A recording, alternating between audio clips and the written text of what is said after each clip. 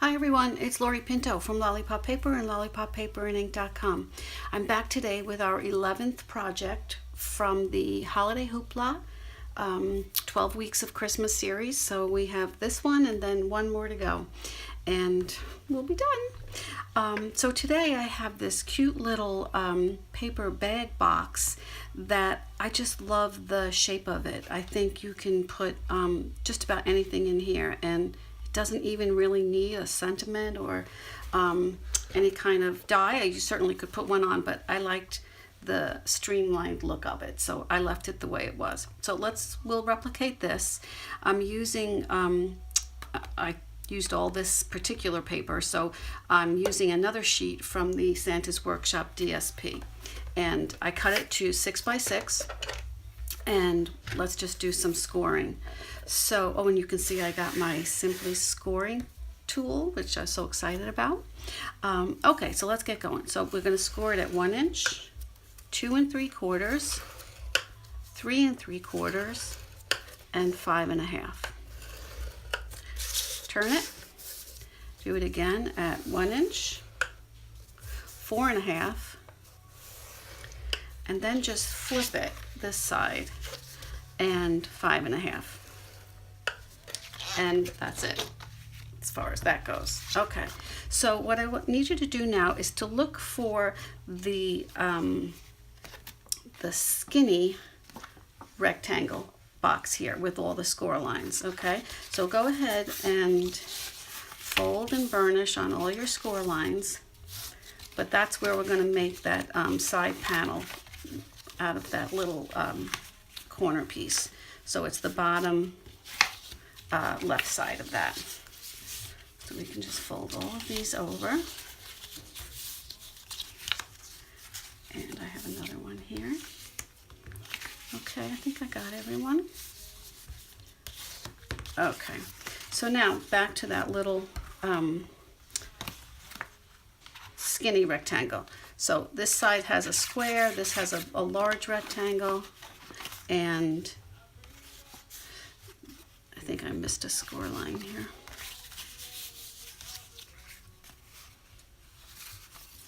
Okay. All right, here we go. So this is the side, the outside that we're going to use. So I'm going to use this little, I'm going to cut out this tab here. And then for the other 3 score lines, I'm just going to cut into them right on the score line. One more. And that's it. So we'll fold this back and just make our usual, how we normally do our bags and our boxes. Okay, so I'll put a little snail here.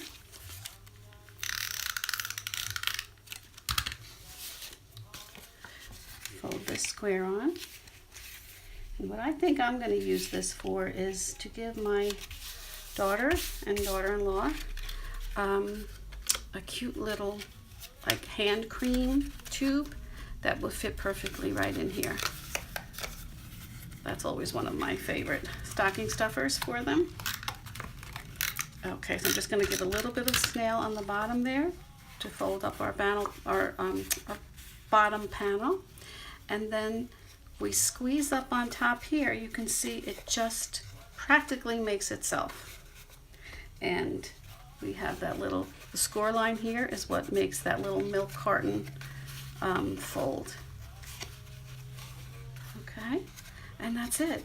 I used a gold clip, a library clip, and that is just too cute. Okay, so what I wanted to decorate it just a little bit, like I said, I didn't think it needed a sentiment or any kind of die on there. It's just too cute just the way it is.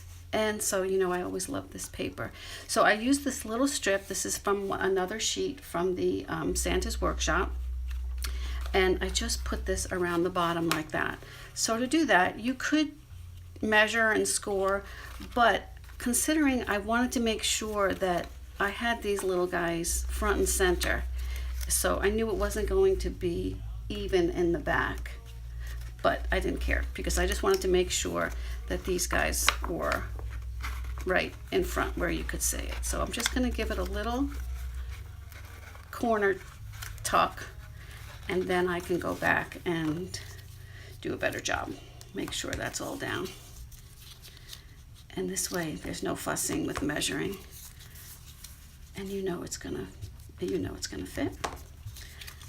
And I think that that's all it needs. Get one more. Okay, so then you're safe. See, it fits right on there. So I'm just going to give that a little snail.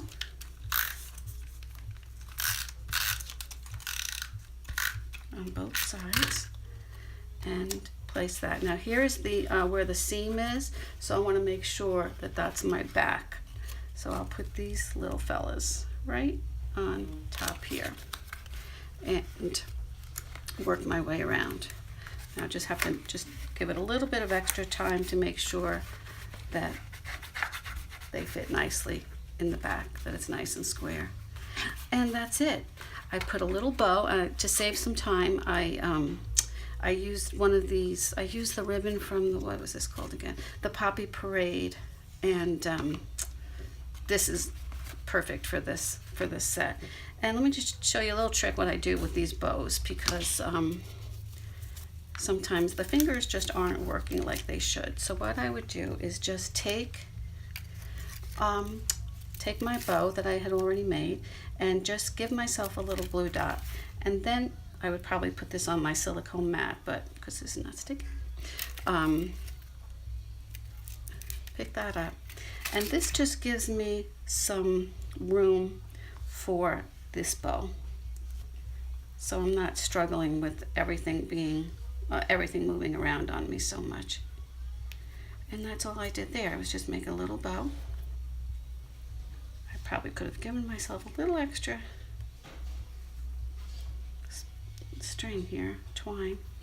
Let me try that again. I think I didn't make a knot the first time, so that's why my fingers are not doing it the same way. Okay, that's good enough. And then you already have your glue dot on there. You can just play with it a little bit, get rid of the extras, and trim that up. There you go. You already have your glue dot right there. See how cute that is? And what did that take? 5 minutes? Not even. Okay, so we are good. That was our, I think I'll put another glue dot on there just to be sure before I start giving these away. So that was our 11th project. We have one more coming next week, and then it's Christmas. So I really enjoyed doing these projects with you for the last few months. And I hope you continue to watch my videos and subscribe to my channel so that you don't miss any of the next ones. I do thank you so much for visiting with me today. And you know you can shop with me anytime at lollipoppaperandink.stampinup.net. Thank you again for your time today. Have a great day.